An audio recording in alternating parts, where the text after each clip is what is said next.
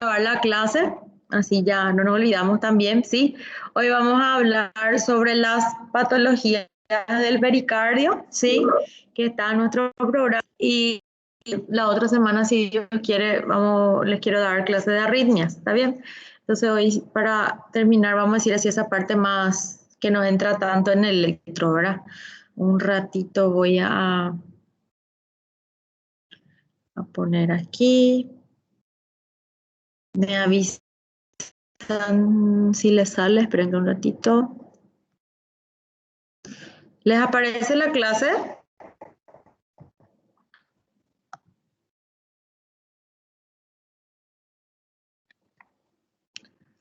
Chicos, ¿les aparece la presentación? Sí, doctor, ya está. Bueno, como Sí, les dije, doctor. vamos a hablar. Ok. Como les dije, hoy vamos a hablar sobre las patologías del pericardio, ¿sí? Que algunas de ellas son realmente frecuentes y algunas complicaciones aparecen generalmente en clínica médica, ¿sí? Bueno, haciendo un repaso, como siempre decimos, vemos la anatomofisiología normal del pericardio, o sea, ustedes saben que el pericardio es una capa que cubre el corazón. Él está compuesto por dos capas o dos facies, vamos a decir, ¿verdad? Que es el pericardio visceral, que es una serosa, que es la que está directamente adherida al corazón, es la que está el corazón, y ya está la capa visceral del pericardio. Y tenemos el pericardio parietal, que sería la parte externa, que es la que está en contacto con los otros grandes vasos y el pulmón en la parte del mediastino. Dentro, o sea, entre esas hojas pericárdicas, o sea, entre el corazón y esas hojas pericárdicas, nosotros tenemos el líquido pericárdico. O sea, es normal que nosotros tengamos líquido en el pericardio, que es el que actúa como lubrificante, más o menos está en un alrededor de 15 cc, que es normal, que eso ayuda con que cada vez que haya el latido, no se produzca un roce, ¿verdad?, entre la pared del corazón y nuestro pericardio, y ni de las hojas entre sí, ¿verdad? Entonces, esa es la función de esa pequeña cantidad de líquido que nosotros tenemos. ¿Cuáles son las principales funciones de nuestro pericardio? Tiene función mecánica, que él limita o él ataja o él segura que nuestro corazón se dilate de forma excesiva, o por lo menos intenta, ¿verdad? Tiene una función de membrana que disminuye el rozamiento, y de barrera, entonces él disminuye que nuestro corazón, al producir esos latidos, se roce con los otros órganos o los otros grandes vasos de manera directa, y de barrera para evitar que cualquier tipo de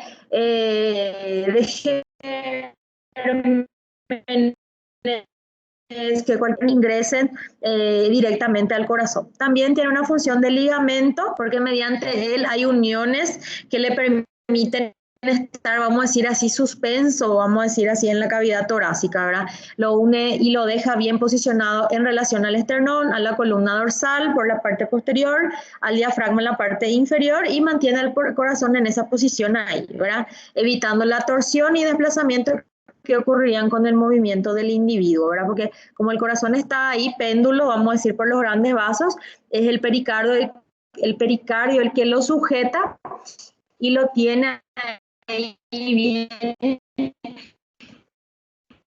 protegido. Es parte fundamental. Nosotros vemos un corte de anatomía patológica donde nosotros vemos el pericardio íntegro, ¿verdad? Que sería como todos los tenemos de manera normal. Y acá tenemos resecado el pericardio, donde nosotros vemos el corazón adentro de la cavidad. Entonces, tiene función mecánica, tiene función de ligamento, tiene función de protección, ¿verdad? Tiene varias funciones para lo que es nuestro corazón, ¿verdad? ¿Cuáles son estas enfermedades que pueden afectar directamente el pericardio? ¿Verdad? Son cuatro entidades más o menos que pueden afectar el corazón. Nosotros tenemos la pericarditis aguda, ¿verdad? El derrame pericárdico en sí.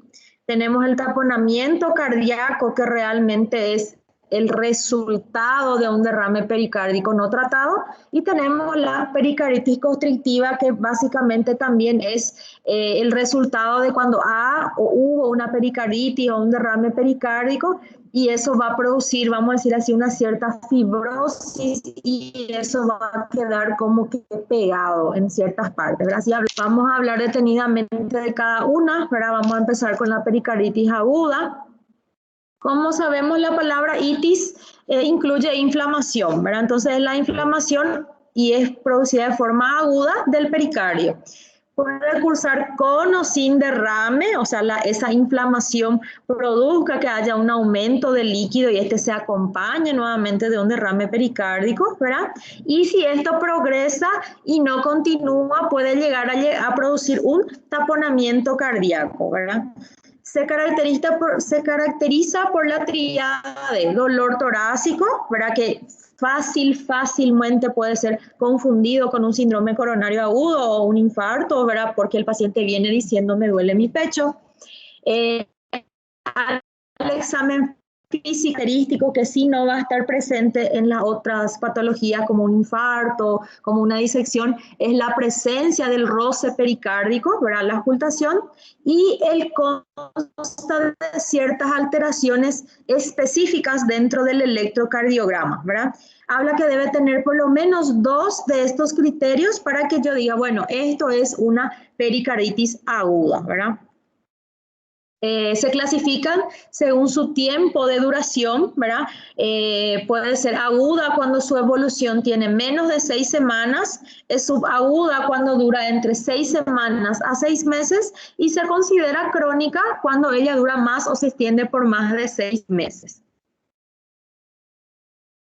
¿Qué producen? ¿Qué tiene que haber para que un paciente desencadene una pericarditis, ¿verdad?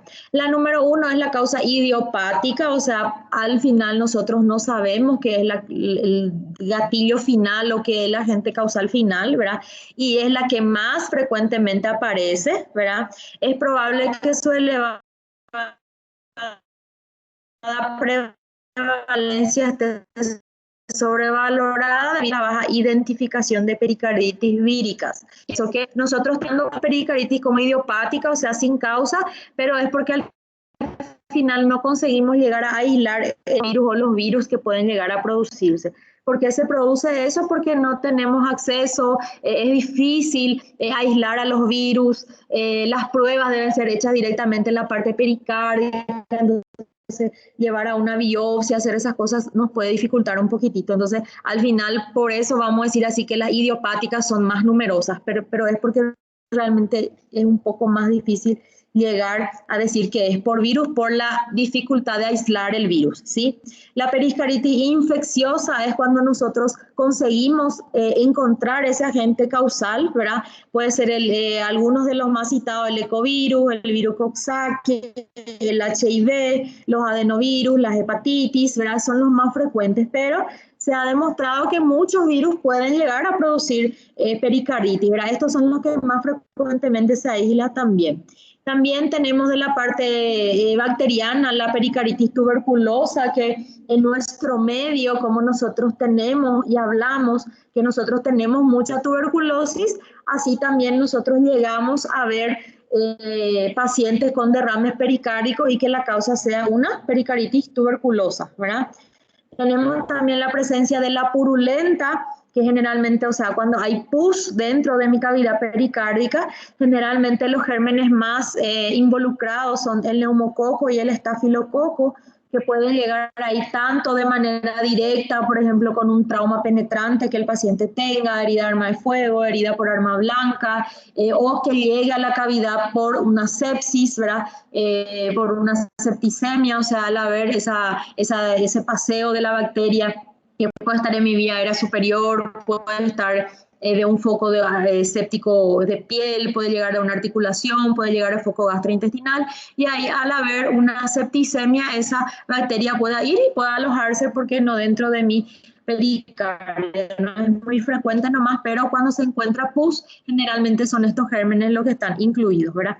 También se ha encontrado la que es por hongos, obviamente es menos frecuente, generalmente se relacionan, por ejemplo, a pacientes que han tenido catéteres, especialmente los catéteres de vía central, los catéteres de hemodiálisis, ¿verdad? Que están directamente introducidos, vamos a decir, ahí cerca, entonces por ahí una mala asepsia, mala técnica, en un paciente ya inmunodeprimido, que quedan mucho tiempo internados, ¿verdad? Generalmente son en esos pacientes lo que podemos encontrar por hongos, es mucho menos frecuente, ¿verdad? Y después tenemos varias otras causas que son menos frecuentes, pero también se encuentran, ¿verdad? Tenemos las inmunológicas que generalmente están relacionadas a las colagenopatías, ¿verdad? Especialmente el lupus, pacientes jóvenes, especialmente mujeres que vengan con derrame pericárdico, nosotros siempre decimos que es lupus o pericarditis, decimos que es lupus hasta demostrar lo contrario, ¿verdad?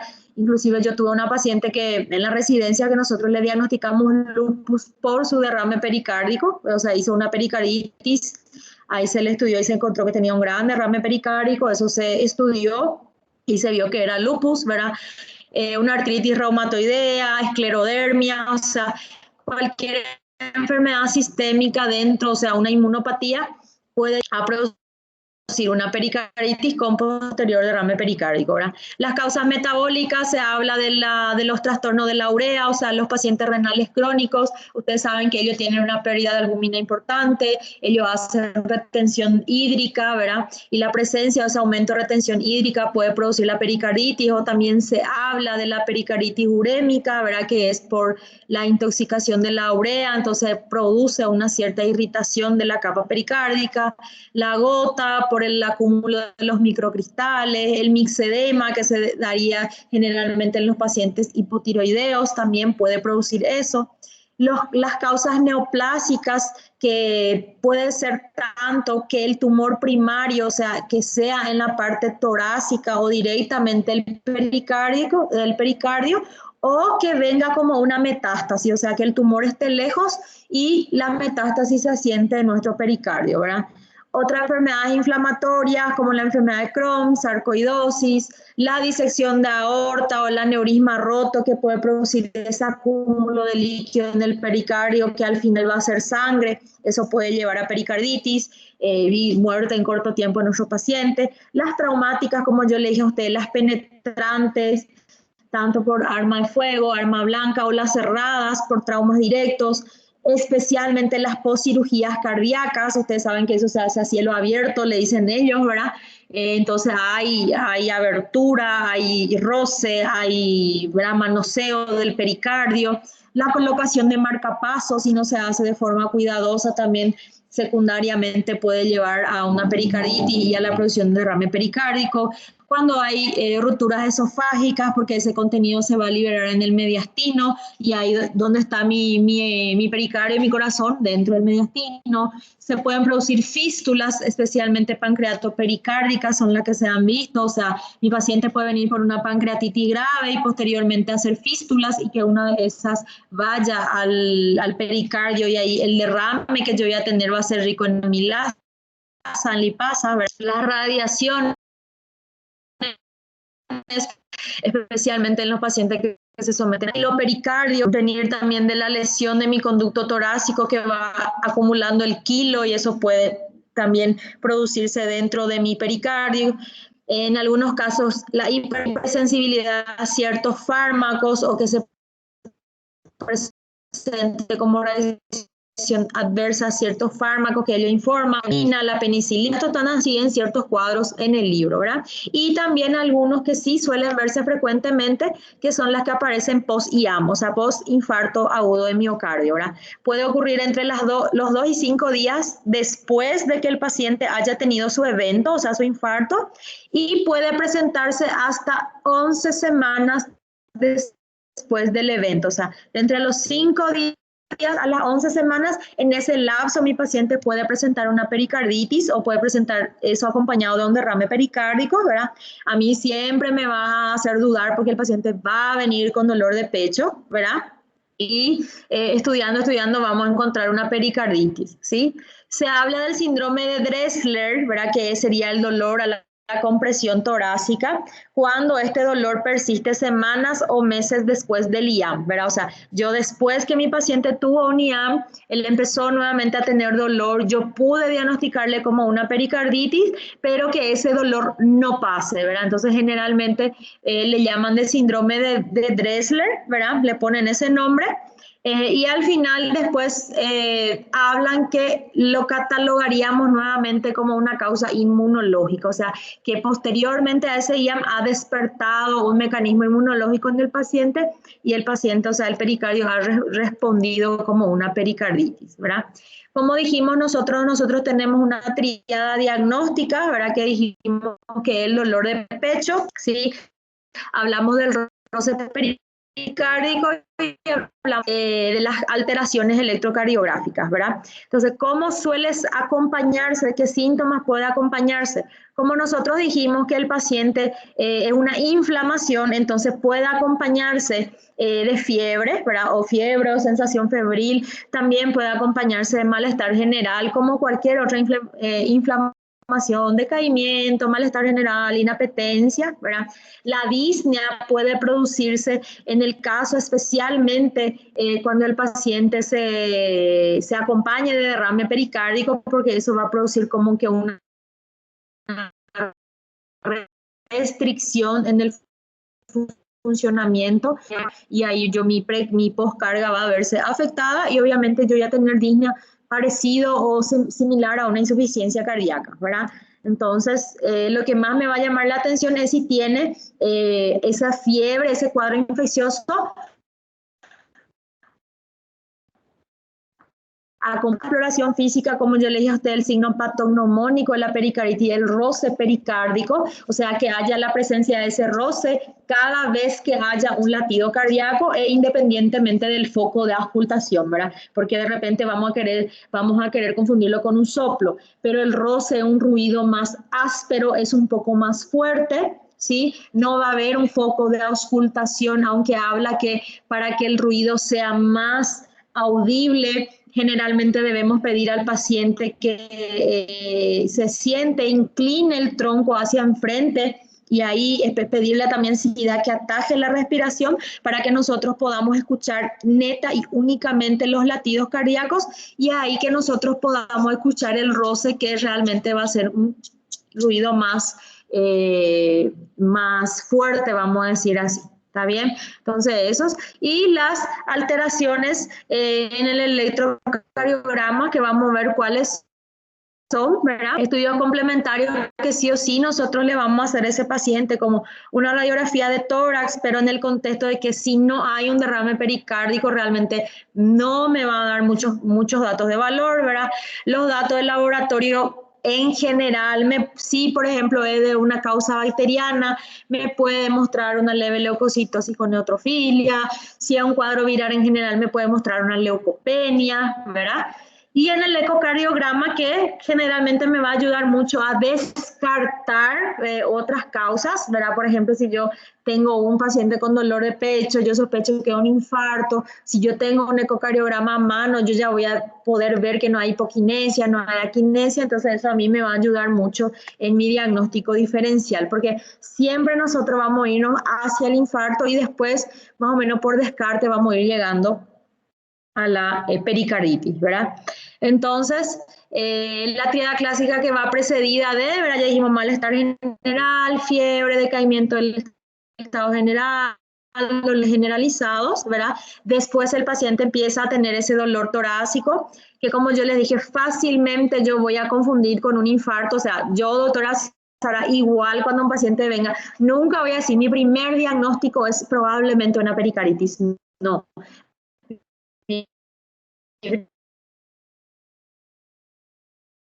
Primer día no estoy tratando, ¿verdad? Entonces, como ven, va a tener ese dolor retroesternal, puede ser a veces un dolor epigástrico, entonces más todavía yo puedo tener miedo de que sea un infarto de cara inferior, ¿verdad? Pero lo que sí deben acordar que cursa con dolor, ¿verdad? El dolor suele aumentar con la inspiración profunda, puede exacerbarse con la tos, con la deglución y en decúbito supino, ¿verdad? Disminuye el dolor con el paciente sentado, justamente porque se acuerdan que le dije que el pericardio más o menos es el que sostiene el corazón cuando nosotros caminamos, cuando nosotros nos movilizamos, cuando nosotros hablamos, cuando nosotros nos paramos. Entonces, al estar sentado, como que nosotros le damos apoyo, entonces ahí no hay esa movilidad tan importante, o sea, no se está estirando ese pericardio para sujetar mi corazón. Entonces, por eso se podría producir esa disminución del dolor cuando el paciente se sienta. El roce pericárdico, como yo le dije a ustedes, es el ruido patognomónico cuando consiguen identificarlo, ¿verdad? Es muy difícil, o sea, a veces podemos hasta dudar porque no es un ruido que nosotros vamos a escuchar varias veces, como un crepitante, como una sibilancia, ¿verdad? Pero cuando suele estar presente en hasta 80% de los pacientes, entonces eso es lo que más nos va a llamar la atención, ¿verdad? Es un ruido alto, rasposo y áspero, como yo le dije a usted, por el roce de las capas que se produce cada vez que hay un latido, ¿verdad? Se oculta mejor en la parte baja del borde esternal con el paciente sentado y, como yo le dije a usted, inclinado para adelante, ¿verdad? Al final de la aspiración forzada, y otra vez podemos pedirle al paciente que inspire todo y que ataje un poquitito la respiración y ahí para tratar de identificar mejor el ruido, ¿verdad? Las exploraciones complementarias, como yo le dije a ustedes, bueno, hablamos del dolor, de los síntomas que el paciente se puede quejar. Después hablamos del examen físico que yo puedo encontrar en ese paciente y, como dijimos, tenemos el tercer punto, que son las alteraciones en el electrocardiograma de nuestro paciente con pericarditis, ¿verdad? Muchas veces puede ser normal, mi paciente está con pericarditis, está con un derrame, pero mi electro puede ser que no me acuse muchos datos, ¿verdad? Pero hay ciertos cambios que es cuando aparecen, son clásicos y son muy sugestivos de que es una pericarditis aguda hasta el 90% de los pacientes, ¿verdad? Se habla que las formas de presentarse estos cambios son, o sea, él pasa por 4 fases que son típicas, como dijimos, en el electro.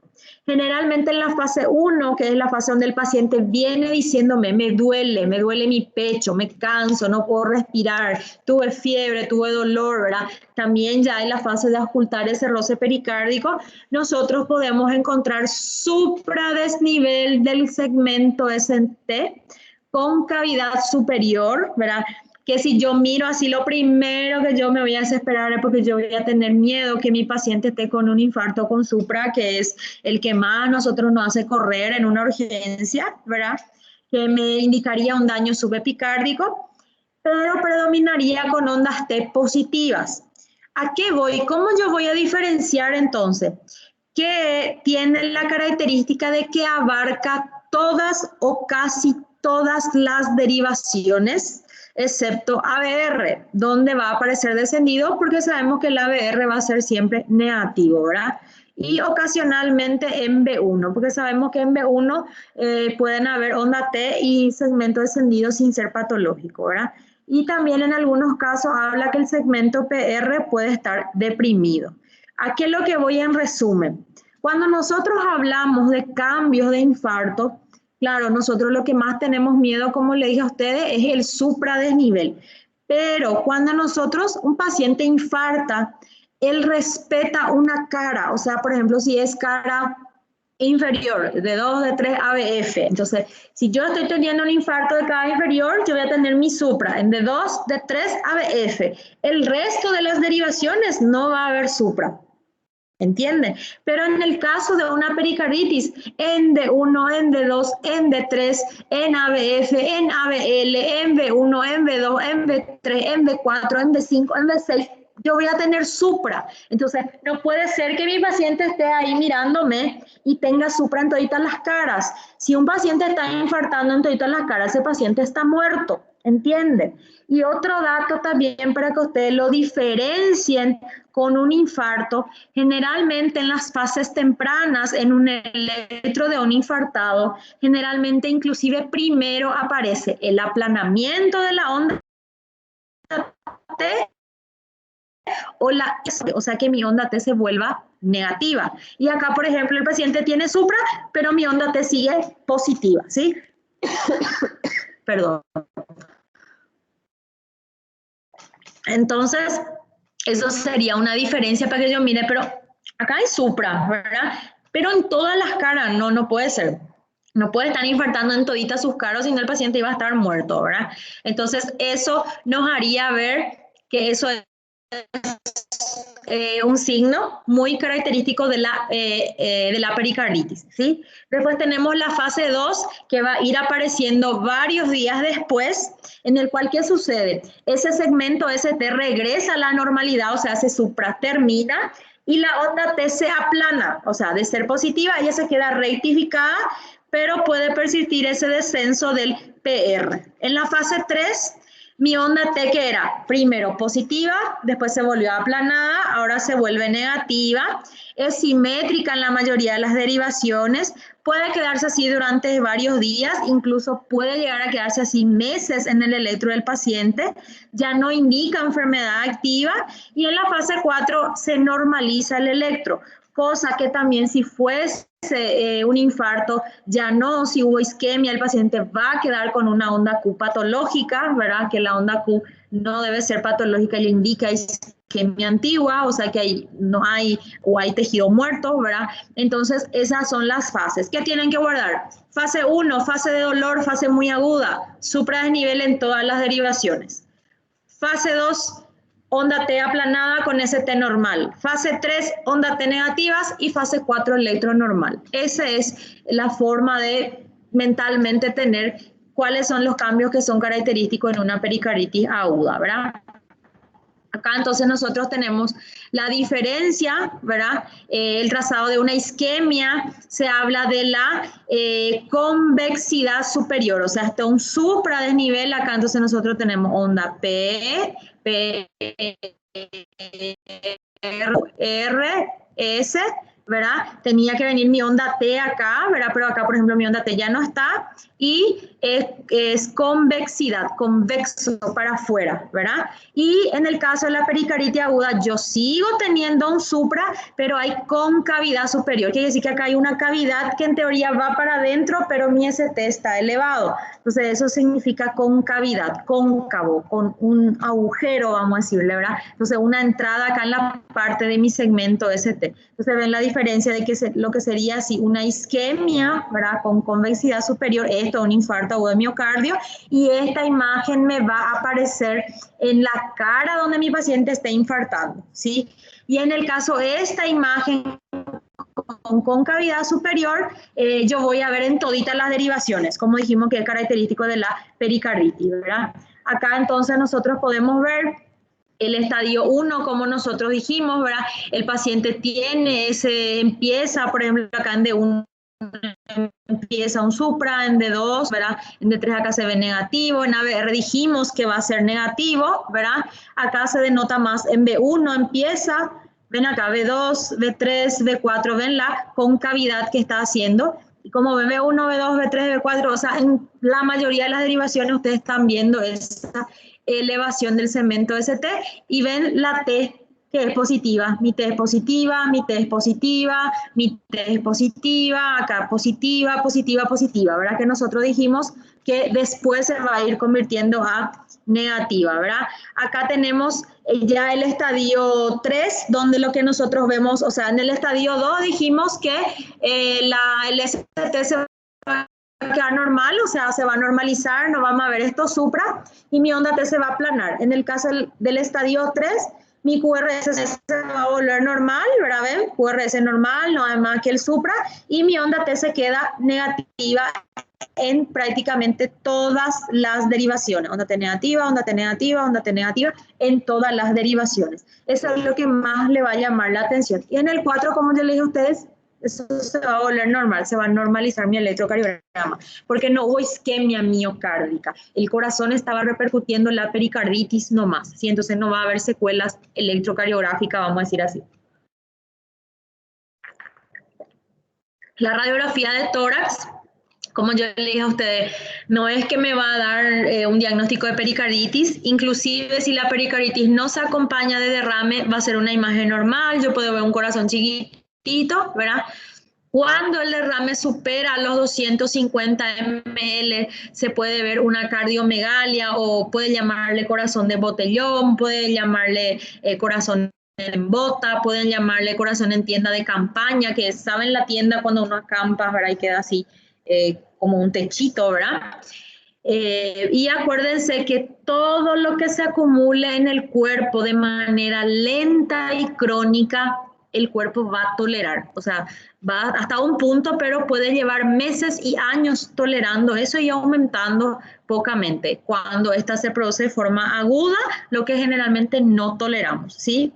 En 25% existe derrame pleural izquierdo cuando de repente el paciente ya tiene una insuficiencia cardíaca o en el contexto del derrame, esto lleve a un cierto sufrimiento en las cavidades derechas. Ustedes saben que las cavidades derechas son las que están relacionadas al retorno venoso. Entonces, cuando hay alguna alteración, siempre son ellas las que sufren, o inclusive para un diagnóstico diferencial puramente con la insuficiencia cardíaca derecha, ¿verdad? Pero hablar solamente de pericarditis en radiografía es radiografía normal. Se va a alterar solamente si hay derrame, ¿verdad?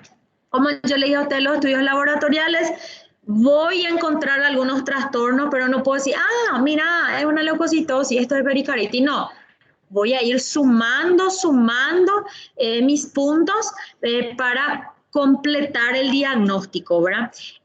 También hay que completar y siempre hacer la rutina de los iones o los electrolitos, ¿verdad? Urea por la pericarditis urémica con la creatinina, la CK total, las troponinas, que como yo les digo a ustedes, siempre ese paciente va a venir y yo lo primero que siempre voy a descartar es que esté infartando, ¿verdad? Y generalmente no va a producir elevación de enzimas y si es que las produce, no las va a producir en rango de infarto. ¿Está bien? Porque cuando hablemos de infarto vamos a ver que tiene sus criterios para decir, sí, este paciente está infartando, ¿sí? No es porque me viene el valor de referencia hasta 10 y me viene 12 que yo voy a decir que ese paciente está infartando, ¿sí? Eso después vamos a entrar más a fondo cuando hablemos de síndrome coronario agudo. El ecocardiograma nuevamente es muy sensible para encontrar derrame pericárdico, que en conjunto con mi roce, con mi dolor, con mi leucocitosis, con mis cambios electrográficos y más ese derrame, yo cierro el diagnóstico de pericarditis. Pero como yo le digo a ustedes, si es normal, o sea, si justo no hay derrame, va a ser normal y ni por eso yo descarto la pericarditis sola. Es más sensible cuando se acompaña del derrame, ¿verdad?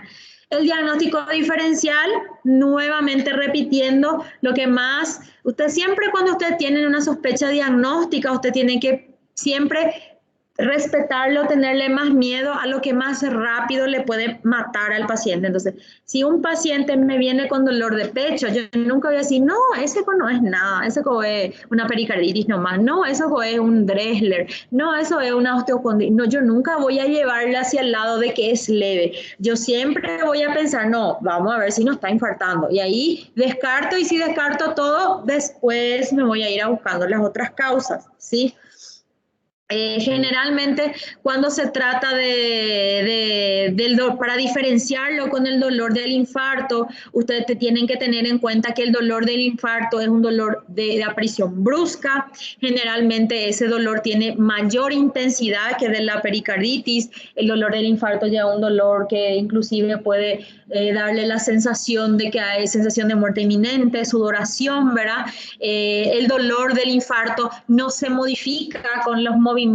Nosotros dijimos que el dolor de la pericarditis mejora cuando el paciente se sienta. En el caso del dolor del infarto, cuando el paciente está infartando, no importa, le va a doler en cualquier posición, ¿verdad? Y las alteraciones, como yo le dije a usted, electrocardiográficas, si hay un supra, va a ser con convexidad, va a ser para afuera, convexo para afuera, y va a ser respetando una cara, ¿sí?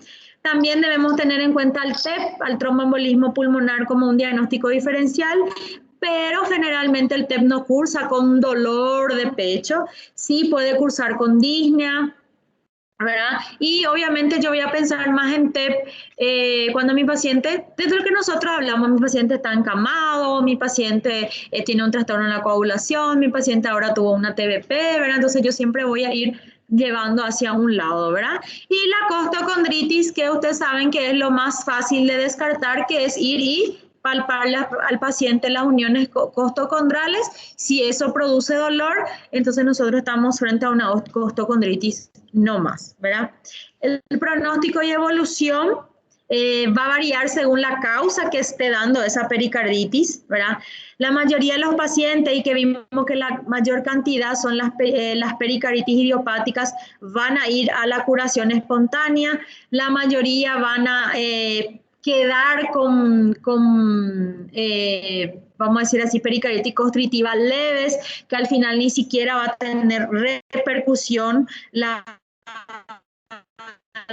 constrictivas. Cuando el paciente tiene una inflamación o cuando nosotros tenemos una inflamación puede quedar cierta cicatriz local y eso es lo que ocurre también en el pericárdico. Y donde hay esa cicatriz, obviamente esa parte del tejido ya no se va a contraer bien, ya no se va a estirar bien, como que se va a fibrosar un poquitito y esa parte va a quedar indurada. Y al estar indurada, esa parte va a quedar constrictiva, que quiere decir que va a atajar donde mi miocardio, mi corazón quiera latir, va a haber una fibrosis que va a ser durita y le va a actuar como que le constriñe, como que le sofoca. Pero si son de formas leves, no va a producir alteraciones. Eso es lo que quiere decir las pericarditis constrictivas. Son como las cicatrices que quedan en el pericardio a causa de una pericarditis que el paciente tiene, ¿verdad? Pero generalmente la mayoría va a quedar normal y al final ni siquiera por ahí llegamos al diagnóstico de pericarditis, sino que el paciente que dice, ay, me dolió un poco mi pecho un tiempo, unos días y después me pasó, va a ser ese paciente, ¿verdad?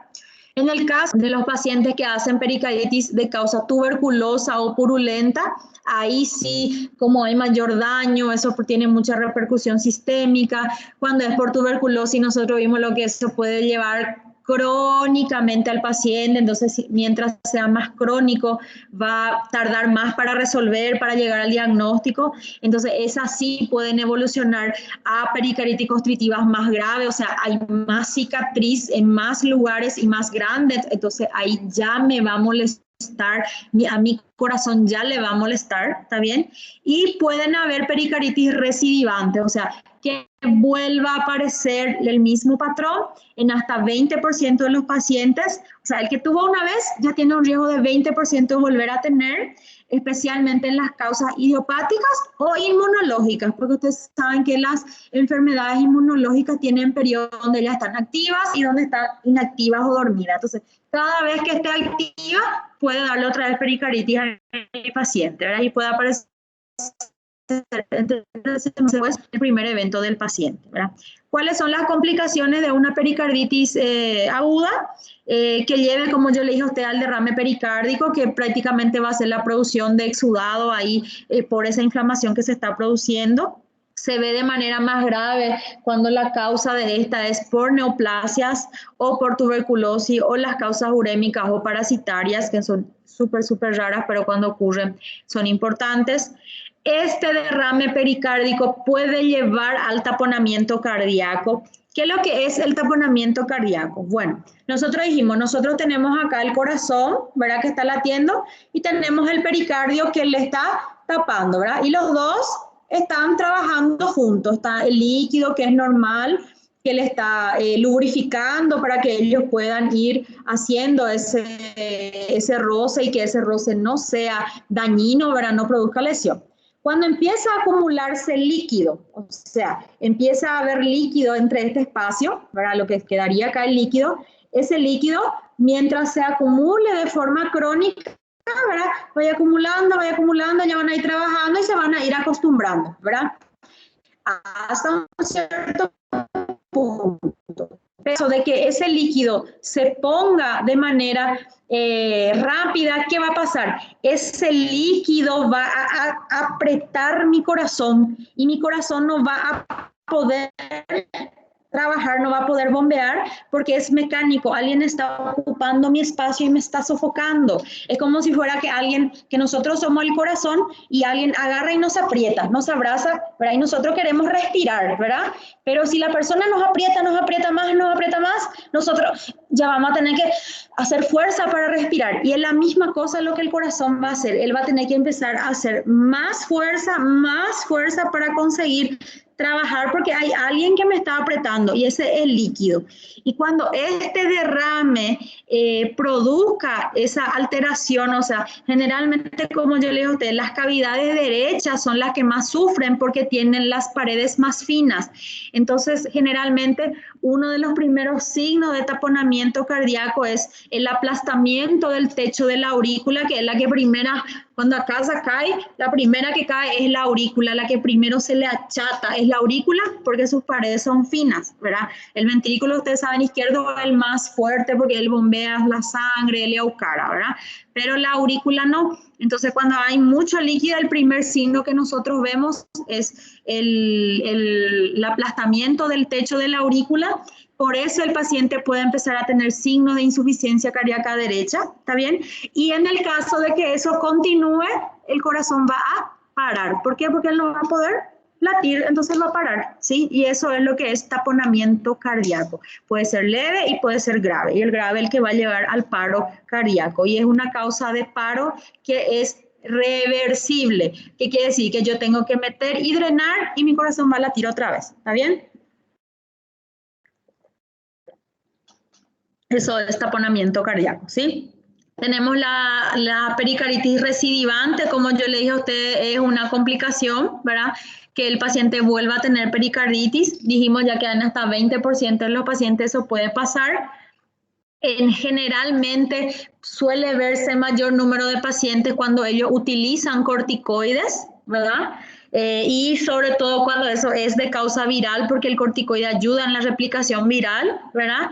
Entonces, lo general lo que se indica es que el paciente trate de mantenerse solamente con AINES y con colchicina durante su periodo activo de pericarditis, ¿verdad?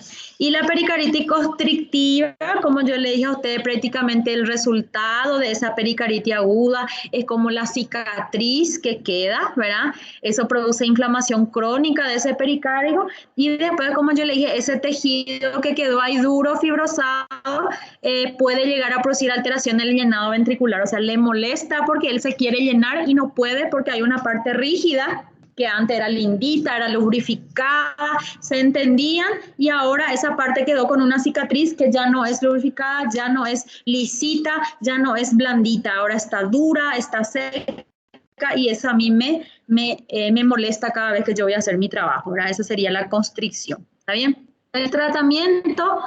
reposo, darle tratamiento sintomático para fiebre, ¿verdad? Mucho líquido, es lo que más generalmente le indicamos al paciente. Los AINES que se pueden utilizar la aspirinita, o sea, la aspirina, el ácido acetil salicílico, pero en grandes dosis, podemos darle de 500 a 1000 miligramos cada 6 horas si el paciente tiene fiebre o dolor. Si el paciente va empezando a desaparecer los síntomas, va mejorando, nosotros nos vamos disminuyendo la cantidad de analgesia, disminuyendo la dosis, espaciando los horarios, ¿verdad? Pero generalmente se le pide mantener hasta 15 días.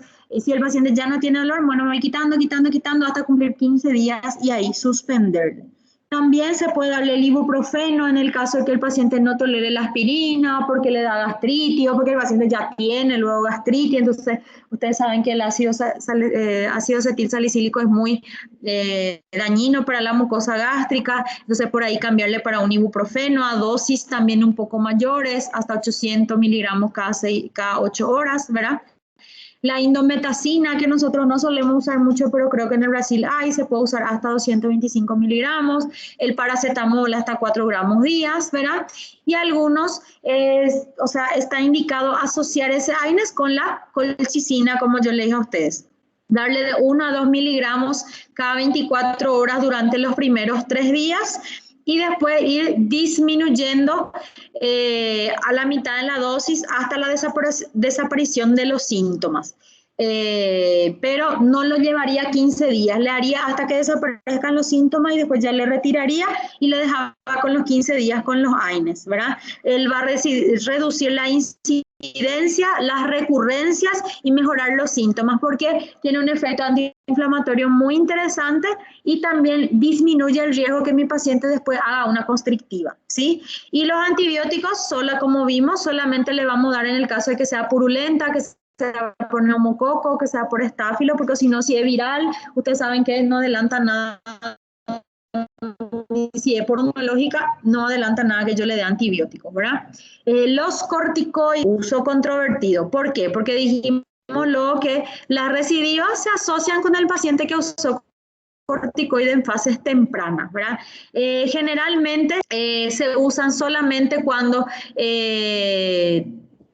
no responde a AINES y no responde a mi colchicina y se prolonga mucho. Entonces ahí sí se puede usar dosis bajas, o sea, no tan baja, ¿verdad? Porque puede llegar hasta 60 miligramos de prednisona diario. Si un paciente, qué sé yo, 50 kilos ya es más de 1 miligramo kilo peso, ¿verdad? Durante 4 a 6 semanas. Pero como yo le dije, más en casos graves optaremos por el corticoide, ¿verdad? En el caso de usarlo conjuntamente, o sea, si yo decido darle corticoides, tenemos que quitarle la colchicina al paciente, ¿sí? Porque disminuye su efecto. Entonces nosotros generalmente vamos a optar por el corticoides cuando el dolor es muy intenso, es muy persistente, no mejora, persiste la fiebre, no responde bien al AINES, ya se ha descartado la tuberculosis, entonces ahí se decide iniciar los corticoides. Cuando ya es luego recidivante, o sea, la vez pasada yo no le di el corticoide, pero ahora volvió a tener, entonces ahí se optaría por el corticoide. Y las que hacen las pericaritis crónicas, o sea, como yo le dije a usted, va, y mi paciente no mejora, entonces ahí se le indicaría en estos casos contados el uso de corticoides. Pero lo que más quiero que se acuerden del AINES y la colchicina en las primeras fases, ¿sí? Que es lo ideal. Bueno, después tenemos el derrame pericárdico y el taponamiento cardíaco que prácticamente se van de la mano, como yo le expliqué a ustedes, ¿verdad? La definición de la compresión cardíaca producida por un aumento de la presión intrapericárdica debido al acúmulo de líquido en la cavidad. O sea, estábamos los dos solos, empezó a haber espacio, líquido, y después el líquido va a terminar presionando porque ocupa espacio. Es lo mismo que nosotros estemos en una sala y se llene de agua, y en algún momento yo me voy a asfixiar, ¿verdad? La misma cosa pasa con el corazón. Origina una limitación progresiva de mi llenado diastólico ventricular y una disminución de mi gasto cardíaco. Puede llevar a grave afectación hemodinámica, lleva al colapso circulatorio y a la muerte si no se trata. Como le digo a usted, no puedo contraerse, mi corazón no puede latir, al no poder latir no va a mandar sangre y va a parar, ¿verdad? La instauración progresiva tras un derrame pericárdico inicial, cuando hay un aumento de mayor de 50 cc, ¿verdad? Ya puede originar estas alteraciones. Nosotros dijimos que 15 cc es normal lo que nosotros tengamos, ¿verdad? Pero cuando pasa de 50 ya puede ir produciendo alteraciones. El tipo de derrame puede ser exudado, trasudado, puede ser sangre, puede ser pus, puede ser quilo, que nosotros ya vimos también, ¿verdad? Y se puede originar en dos situaciones. El aumento de gran cantidad de líquido en los derrames pericárdicos de lenta instauración, hasta 2 litros mi pericardio puede tener de líquido. Fíjense, 2 litros es mucho, es 4 de esta botella, ¿sí? Pero si se instala de manera lenta, meses y meses y años, el paciente va a vivir con su derrame pericárdico hasta que también sea anatómicamente imposible aguantar tanto líquido, ¿verdad? Pero ya se ha visto hasta 2000 ml. Pero si este líquido se acumula en pequeña cantidad, hasta 250 nomás de forma rápida, ahí ya el paciente no tolera, no hubo tiempo de acostumbrarse con este líquido que vino, o sea, menos de una de estas botellas ya puede llevar al taponamiento cardíaco y al paro del paciente, ¿verdad? Las causas más frecuentes de derrames no traumáticas, nosotros ya vimos que es la pericarditis, ¿verdad? Inflamación va con derrames, ¿verdad? Cuando no es traumática. Acá nosotros tenemos entonces fisiopatológicamente qué pasa en la funcionalidad del corazón. Hay un derrame pericárdico, eso lleva al aumento de la presión intrapericárdica. ¿Por qué? Porque necesita pues, alguien contraerse, entonces yo tengo que tener más fuerza. Eso va reduciendo el llenado. ¿Por qué? Porque yo no me puedo más expandir todo. Yo ahora, en vez de abrir todos mis brazos, yo ahora solo puedo abrir hasta acá. Y después va aumentando el líquido, después yo solo ya puedo abrir hasta acá. Y yo cada vez voy a poder abrirme menos. O sea, cuando yo me abro, cuando el corazón late, o sea, ¿qué quiere decir? Que entra volumen. Y si menos se abre, menos entra volumen, ¿verdad? Eso va a disminuir mi volumen diastólico final, o sea, el volumen que yo tengo que enviar para que haya la fracción de eyección. No envío, yo suelo enviar 100%. Bueno, ahora con este derrame yo no puedo enviar, ya envío 60, ya envío 50% nomás ya. Entonces, obviamente, mi volumen, mi fracción de eyección va a disminuir porque él ya no recibe todo lo que tenía que recibir si allá arriba están todo apretado y no me pueden enviar, ¿verdad? Y eso va a llevar a dos fases. Cuando ese derrame se produzca de forma brusca y dijimos, va a haber fallo mecánico de compensación, o sea, no va a haber tiempo de compensar, ya se llenó todo muy rápido, eso va a llevar al shock y a la muerte, el corazón va a parar. Y si esto se va produciendo de manera progresiva y lenta y hay tiempo, estos mecanismos compensatorios van a actuar, va a producir aumento en la resistencia periférica, va a aumentar nomás mi frecuencia cardíaca para que en vez de que yo en un latido mande todo, ahora yo tenga que hacer 3 latidos para enviar todo, ¿verdad? Y eso va a continuar manteniendo mi gasto cardíaco para que se vaya todo el volumen para todo el mundo, para que todo el mundo siga funcionando, ¿verdad? Entonces, por eso, si se hace de forma lenta, se activa esta compensación y mi paciente vive todavía mucho, y si esto se hace de forma brusca, no hay tiempo de compensar y el paciente va a morir, ¿verdad? Va a parar. La clínica, los síntomas se deben a la disminución del gasto cardíaco. Prácticamente la clínica va a depender de cuánto líquido hay y qué tan rápido haya, qué tan rápido se junte, como dijimos, y prácticamente el paciente va a tener síntomas de insuficiencia cardíaca, ¿sí? En el caso del subagudo crónico, ¿verdad? Como ya le dije luego, va a haber disnea, ortopnea, disnea paroxística nocturna, edema, sitting, ingurgitación yugular, reflujo hepatoyugular, todos los criterios de Framingham ustedes van a tener. Puede acompañarse de dolor torácico agudo punzante, irradiado al cuello, hombro, espaldas. Puede empeorar con la tos y la respiración profunda y mejora con la inclinación hacia adelante. Eso es cuando la causa de mi derrame sea la pericarditis, ¿sí? Porque toda esa es la semiología de la pericarditis que acabamos de hablar, ¿sí? Y en el caso de que sea agudo, derrame agudo, rápido, no hubo mecanismo de compensación, mi paciente va a hipotensar porque mi volumen de llenado, mi volumen eyectado no va a haber, va a ser muy poco, sudoración fría, cianosis, taquinea, taquicardia, insuficiencia cardíaca, mareo, síncope, shock, muerte. ¿Está bien? A eso va a ir mi paciente. Dentro de la exploración física, va a haber signo de gravedad, va a ser la mala perfusión que ustedes ya saben, diaforesis, frialdad, oliguria, alteración del sensorio, piel fría, todas esas cosas, oliguria, anuria, hepatomegalia. Una característica va a ser a la auscultación cardíaca, va a ser los tonos apagados sin latido apical, o sea, el famoso ruido hipofonético, o sea, uno va a colocar acá y va a escuchar allá el ruido, ¿verdad? Va a ser un ruido hipofonético. En el pulmón generalmente que no tiene nada que ver, no va a haber crepitantes, en el caso de que sea una pura, ¿verdad? Un acúmulo muy agudo, no va a ser una insuficiencia cardíaca, entonces muchas veces no va a haber crepitantes y en algunos casos puede haber, ¿verdad? Y además en miembros inferiores, o sea, me lleva hacia una insuficiencia cardíaca nomás otra vez, ¿verdad? Los signos típicos de taponamiento cardíaco son la hipotensión arterial sostenida, ¿sí? Puede haber el signo de Kussmaul, que es cuando se produce el aumento de la ingurgitación yugular en la inspiración. ¿Por qué en la inspiración? Porque yo estoy metiendo, ¿verdad? Estoy inflando mi tórax y estoy apretando más, entonces va a haber más ingurgitación yugular por el espacio, ¿sí? También puede encontrarse el pulso arterial paradójico, en el cual va a haber disminución de 10 milímetros de mercurio de la presión arterial sistólica durante la inspiración.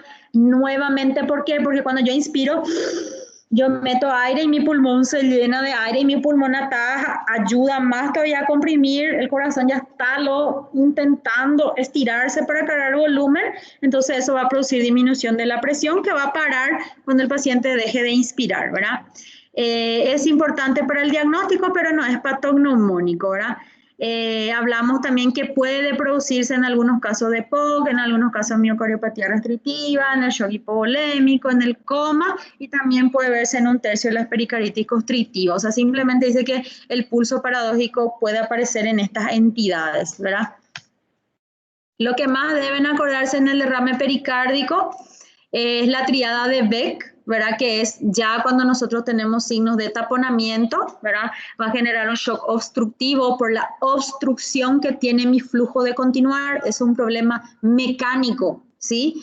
Va a haber ingurgitación yugular con presión venosa central elevada en el caso de que tengan una regla de medición, pero va a haber ingurgitación yugular, va a haber hipotensión arterial sistólica y ruidos hipofonéticos, ¿verdad? Eso a mí es la triada de Beck y a mí eso me refuerza mucho más que hay un taponamiento cardíaco, ¿verdad?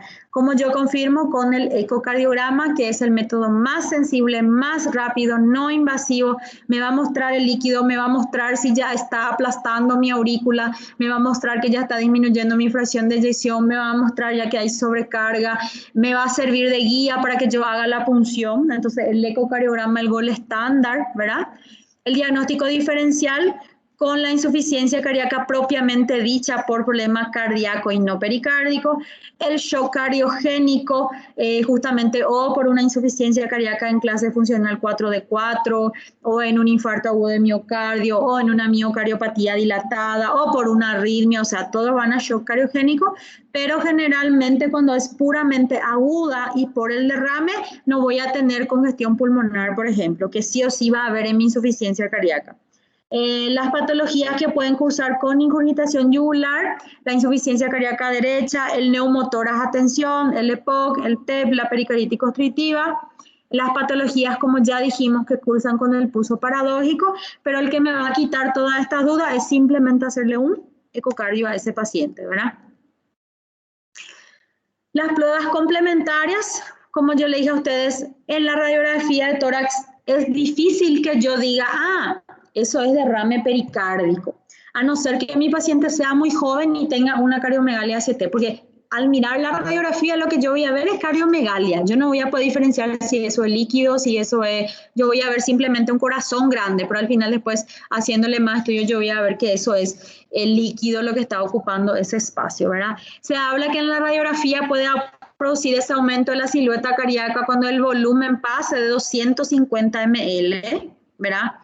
En la tomografía computarizada aguda puede ser normal y en la subaguda o crónica sí se puede ver el corazón en tienda de campaña, ¿verdad? Como yo les dije, aquella tiendita que parece una casita.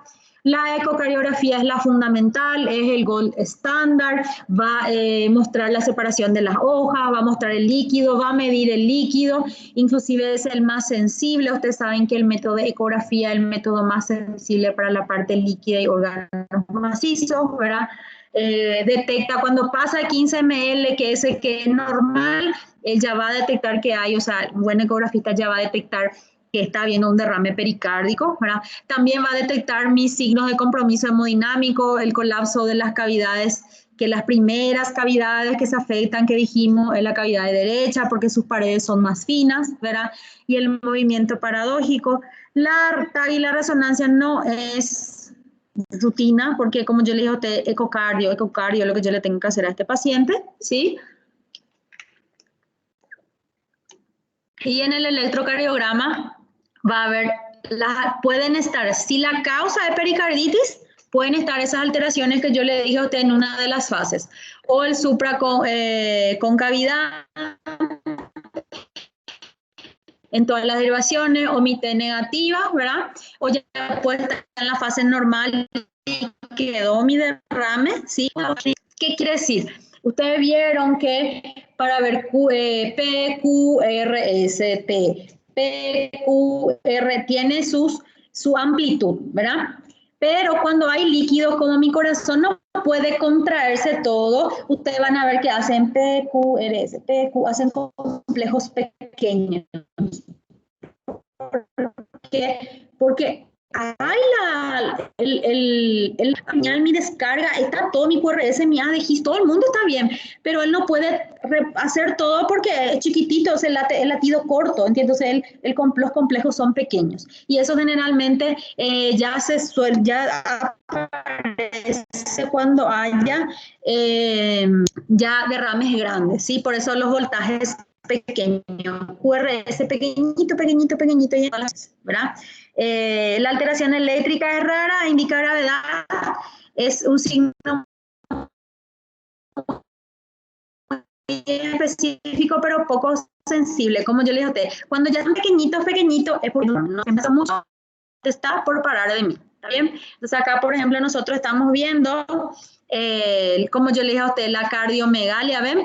Ustedes ven, o sea, yo misma, si yo veo una radiografía así, yo ya digo, oh, qué gran corazón, Dios mío, ¿verdad? Lo primero que yo pienso es insuficiencia cardíaca, ¿ven? Nuevamente, pero fíjense que en esta radiografía no hay signo de congestión pulmonar cardíaca, ¿ven? Generalmente cuando hay sobrecarga en radiografía usted ven los hilios cargados, prominentes, puede cursar con derrames pleurales y usted ven acá que lo único que predomina es este gran corazón, ¿verdad? Claro que no es por eso, no, esto es derrame pericárdico, no. Yo lo primero que voy a ir en este corazón es a ecocardio si puedo, ¿está bien? Entonces acá esto es un corte de una tomografía, esto ya es una tomografía contrastada, ¿verdad? Donde ustedes pueden ver, este sería el corazón y todo esto sería derrame pericárdico, ¿verdad? Pero acá como ve el paciente tiene derrames pleurales, ¿verdad? Esto es el contraste nomás de la aorta, por eso nosotros vemos así, ¿sí? Pero como pueden ver acá, ven la cantidad de líquido y ¿qué hace? Le aprieta, le abraza el corazón, entonces el corazón no puede hacer todos sus latidos, ¿verdad?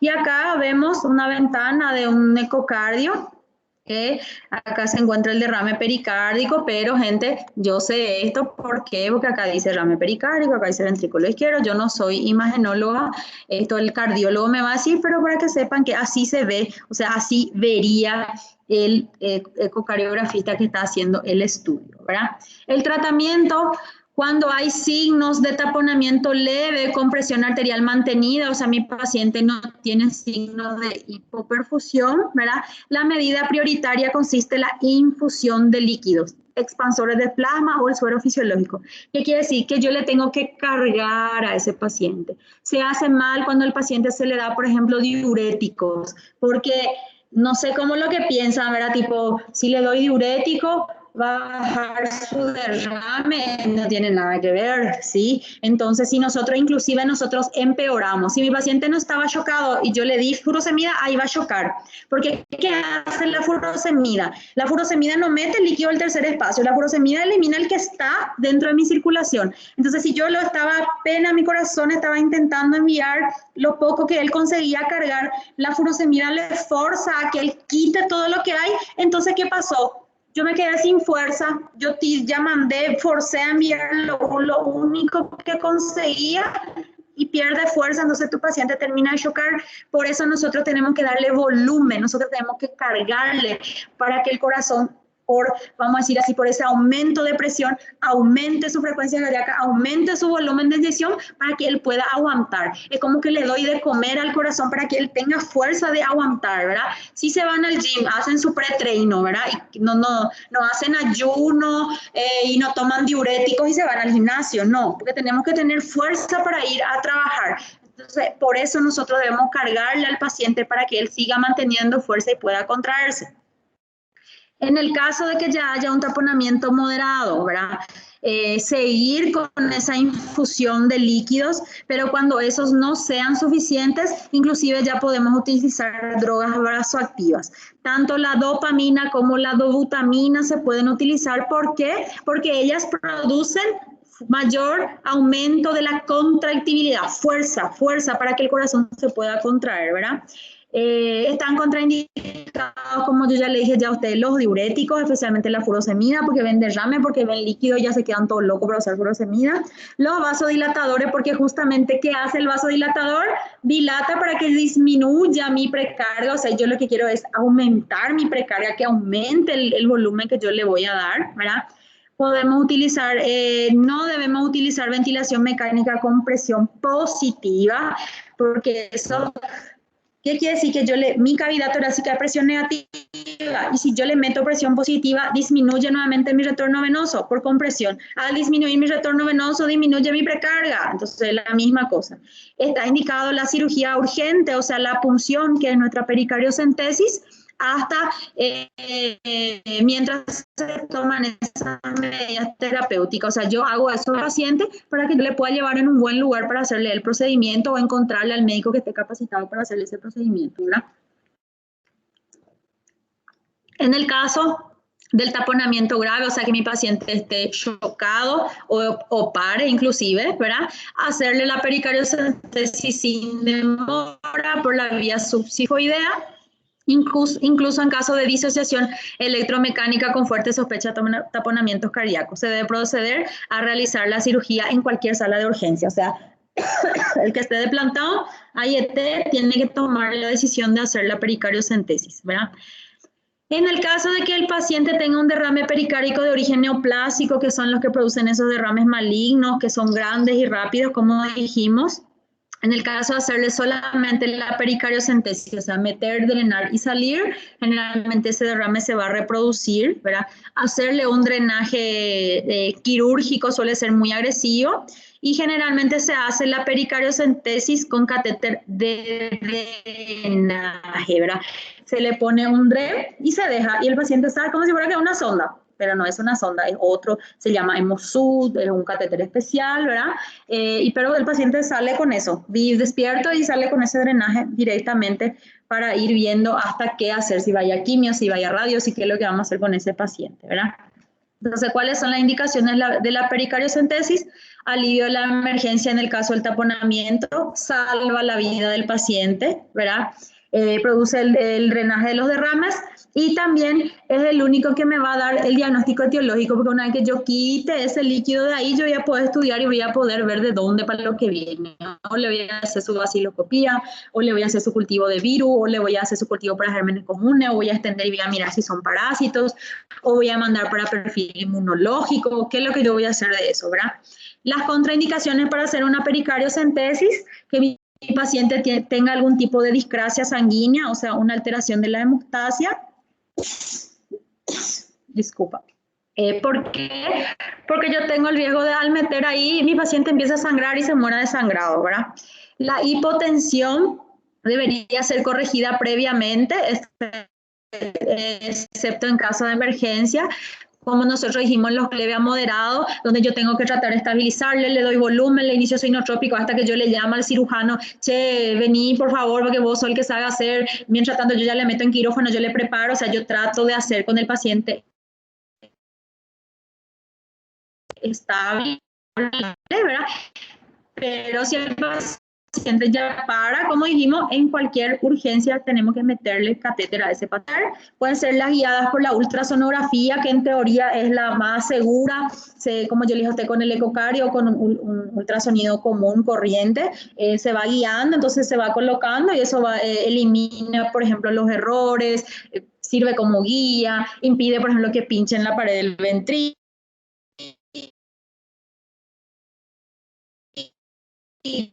entre otras cosas. Está el que abre electrocardiograma, que hoy ya, yo creo que el año pasado por ahí el doctor Hacha fue uno que hizo una pericardiocentesis ahí en la urgencia nomás, ¿verdad? Fue un paciente por herida por arma blanca y hizo un hemopericardio y eso se juntó de forma exponencial y él hizo una pericardiocentesis y le salvó al paciente, ¿verdad? Ahí en la urgencia. El equipo necesario, gente, yo le pongo nomás a ustedes para que sepan, pero no es algo que yo le iba a preguntar não, a doutora Sara que vai fazer, eu acho que ele vai morrer, eu não vou fazer não, ¿verdad? Nunca hice y no es mi parte, ¿verdad? Pero por ahí si llego a diagnosticar tengo que llamarle a alguien que sepa, está bien, es solamente para que sepan, ¿verdad? Si es mi parte cuando yo estoy o es mi paciente y se va a hacer un estudio, se le va a drenar, entonces se va al cirujano y lo que yo tengo que hacer es irme con mi tubito y dame mi cultivo, dame mi dosaje, quitarme la muestra, dame todo lo que puedo porque los cirujanos van a quitar y yo no, yo necesito agarrar ese para estudiarle y ver qué es lo que le está causando al paciente, ¿verdad? Esta sería la posición o la inclinación, ¿verdad? Se hace por la parte subsifoidea, ¿verdad? Acá sería el esternón, hasta la apófisis sifoide, entonces por debajo, ¿verdad? Se haría levemente inclinado para el lado contralateral, ¿verdad? Para llegar a la hoja del pericardio, ¿verdad? Acá habla de la técnica, este sería la técnica para la pericardiocentesis guiada por el electro. ¿Qué es lo que se hace? Se conecta al paciente en las derivaciones de los miembros, o sea, ustedes le ponen al paciente el electrocardiograma como si fuera que le van a hacer el electrocardiograma, mientras que va a hacer la pericardiocentesis, se inclina, ¿verdad?, con el paciente. ¿Y qué se hace? Se conecta una de las derivaciones a la que va conectado a la jeringa. Y esta derivación, que es la derivación neutra, vamos a decir así, se conecta con este drenaje y a medida que la persona va drenando, el electrocardiograma va mostrando que aumenta. ¿Se acuerdan que dijimos que cuando el derrame es mucho, mi cubre ese chiquitito, chiquitito? Entonces, ¿qué pasa? Se va haciendo el electro y ustedes van viendo que a medida que él va quitando líquido que hace mi QRS, se queda más grande, más grande, más grande, más grande, más grande, que sí, hay espacio, ¿sí? Entonces, ese es el drenaje hecho por el electrocardiógrafo, ¿verdad? Entonces, ven, se coloca acá, hace la punción y este se conecta al electro y ahí va mostrando cómo se va aumentando más específicamente mis complejos, ¿ven? Entonces este sería, por ejemplo, ya un paciente que ya no está más latiendo prácticamente, ¿verdad? Y después, a medida que esto se va drenando, va a ir aumentando y va restableciéndose mis latidos y mis complejos. Tirando, ¿ven? Va drenando el líquido. Las complicaciones función, obviamente que yo puse corazón, que puse aurícula o ventrículo sin querer queriendo, ¿verdad? Las arritmias, si yo llego a tocar las vías nodales o justamente el corazón trabaja solito y cuando a alguien le toca, él puede dar un susto, vamos a decir así. Algunas pueden llevar arritmias sostenidas y algunas otras solo dar pequeña descarga y volver a su ritmo normal. Si llego a tocar algún vaso, puede producirse después. Por ejemplo, yo hice una punción diagnóstica nomás, yo punce para quitar el líquido, pero después lesioné un vaso y el paciente cursa con un hemopericardio, ¿sí? Que después puede ir a un drenaje de urgencia, perforación de estómago-colon porque yo pasé cerca, ¿verdad? Y punción de arterias coronarias. Entonces, gente, hasta ahí, ¿tienen alguna pregunta?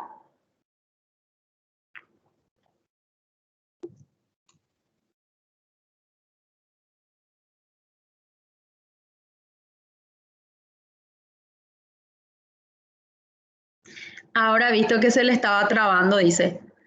Hay algo que de repente se trabó en un momento, gente, les vuelvo a explicar sin problema.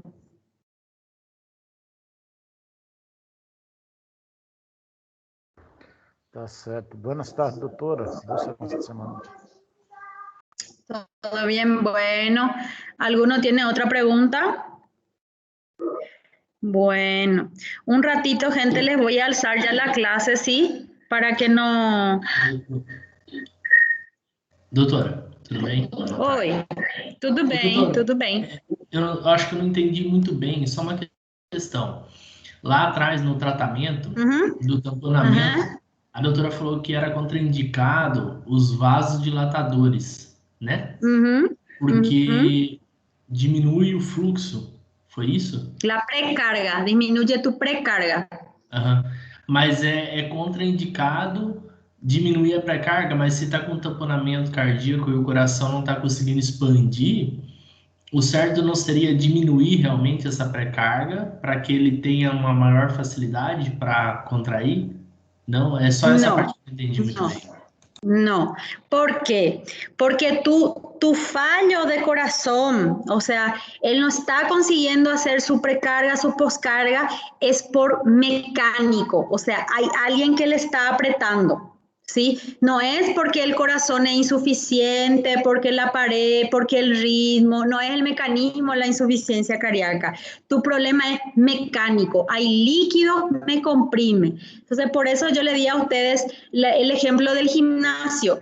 Cuando ustedes se van al gimnasio, siempre dicen, hagan el pretreino, para que ustedes se van a ir a hacer fuerza, entonces ustedes necesitan recibir o alimentarse para tener fuerza. Si yo por ejemplo, es lo mismo que ustedes se vayan a donar sangre, se le quite un volumen de sangre y ustedes se vayan al gimnasio. ¿Qué va a pasar con ustedes? Se van a caer porque ustedes no tienen fuerza. Por eso pasa eso con el corazón, porque tu problema al tener un derrame es mecánico. Hay alguien que te está apretando. O cuando vos estás bajando el peso, ¿verdad? Es pesado, que vos necesitas fuerza para levantar, porque es mecánico. Entonces, por eso vos tenés que darle volumen, aumentarle la precarga para que le llegue más volumen y él pueda dar poscarga también, ¿sí? Si vos le quitas, si vos le vasodilatás, le mandas menos volumen, él ya no está consiguiendo enviar todo su volumen, entonces no va a llegar todo el volumen, no va a tener fuerza, no hay sangre para que yo pueda contraerme y tener fuerza, voy a parar. ¿Sí? Perfeito. Tudo perfeito. Entendi. Obrigado. ¿Entendiste? Entonces, falaba también para meus alunos, ¿sabe cuando su enamorada te aperta, ¿verdad? Vos que sí libran, ¿eh? Entonces, vos necesitas fuerza, agarrar fuerza para que vos puedas intentar por lo menos liberarte, porque como les dije, el darle volumen, el darle el inotrópico es para que yo aguante mientras va a llegar alguien a punzar, porque eso se va a tener que punzar. No es que yo le deje 3, 4, 5 días hasta que él mejore, no. Eso es para sostenerle mientras llega alguien que le va a punzar, ¿sí? Sim, é porque eu pensava que devido a essa pressão, né, do derrame, o coração esforçando demais talvez pudesse gerar uma insuficiência cardíaca, porque ele está comprimido, apertado ali. Realmente você está fazendo com que ele tenha uma contração forçada. Então eu pensava que poderia desencadear uma insuficiência cardíaca, uma hipertrofia do miocárdio, algo do tipo, né? Era aí que eu estava entrando en conflicto. Pero, lo que vos pensás está bien, ¿sí? Pero por ahí podés aplicarle eso si un paciente con insuficiencia cardíaca, conocido con insuficiencia cardíaca, con una fracción de eyección baja, con un derrame pericárdico masivo, o se le punza ahí en la entrada, o cuando vos le envíes más volumen, ahí sí se puede sobrecargar. Pero en las primeras instancias no tenés que darle volumen, porque si vos le quitas, ahí el corazón tiene menos posibilidad, ¿verdad? Pero ya tiene que ser, no sé, casos muy raros para que justo sea una miocardiopatía dilatada y justo te haga un taponamiento cardíaco agudo, tipo, no sé, el de la insuficiencia cardíaca salió de moto y se accidentó y no sé, algo así muy, muy psicodélico, ¿sí? Demasiado mala suerte ya tenés que tener en tu vida para que te llegue un paciente así. Pero hablando de que el derrame pericárdico es mi problema, volumen inotrópico, vení, quitarle líquido. ¿Está bien? De forma mecánica. Problemas mecánicos deben ser resueltos de maneras mecánicas. Punciones, drenajes, cirugías. ¿Está bien? No hay así tratamiento médico. Nosotros solo le aguantamos al paciente para que pueda llegar alguien a quitar ese líquido. Porque si yo no quito ese líquido. La misma cosa cuando hay mucha ascitis. Yo puedo darle inclusive diurético y todo, pero no va a solucionar. Va a tener que ir a una punción. O un derrame pleural masivo. Yo no va a disminuir con furosemida, tengo que meter punción, ¿entiendes? Entonces es un problema mecánico más que nada. Y después ir a los estudios, porque si yo no sé por qué tiene, va a volver a tener, ¿sabes? Y no puedo estar, no es como yo les dije a usted que va a llegar cada fin de semana en la urgencia y se va a punzar, por ejemplo, no, ¿verdad? Porque tiene muchos riesgos. ¿Está bien? Perfeito, doutora. Muito obrigado. Súper. Acá les alzo la clase, por favor, si me avisan.